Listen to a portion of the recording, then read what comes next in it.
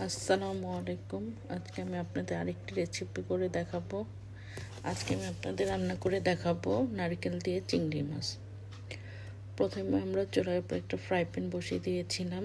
তার মধ্যে আমি তেল গরম হয়ে যাওয়ার পরে পেঁয়াজ কুচি, টমেটো দিয়ে ভালোভাবে লবণ দিয়ে নেড়ে চেড়ে কিছুক্ষণ জাল করে নিয়েছি। এখন এর মধ্যে অল্প করে পানি দিয়ে দিয়েছি। এখন এর মধ্যে হলুদের গুঁড়া,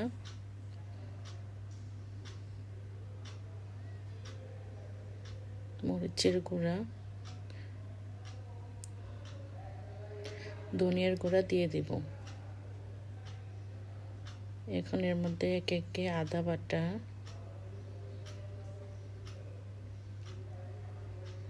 রসুন বাটা, জিরা বাটা দিয়ে ভালোভাবে মশলাগুলো মিশিয়ে নিব।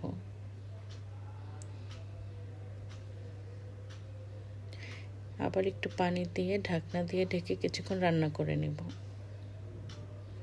যখন রান্না হয়ে আসলে আমি এর মধ্যে নারকেল ব্লেন্ড করে রেখেছিলাম, সেই নারকেল ব্লেন্ডটা দিয়ে দিব।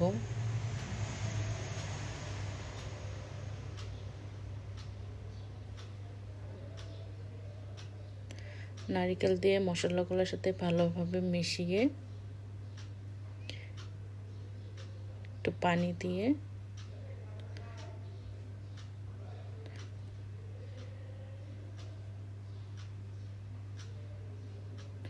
আবার ঢাকনা দিয়ে ঢেকে কিছুক্ষণ জাল করে নিব।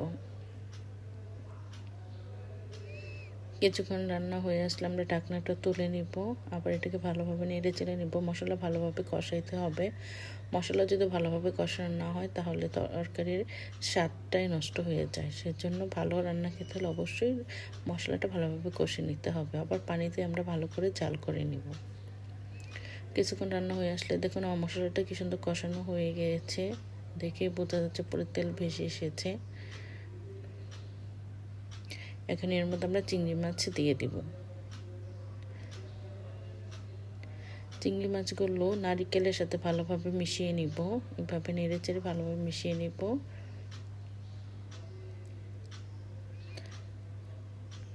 আবার পানি দিয়ে ভালোভাবে মিশিয়ে নিব।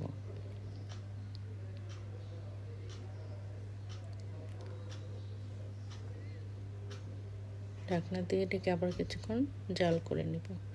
কিছুক্ষণ জাল হয়ে আসলে আমরা ঢাকনাটা তুলে নিব। মাছটা কিছুটা রান্না হয়ে এসেছে। এখন এর মধ্যে আমরা কাঁচামরিচ দিয়ে দিব।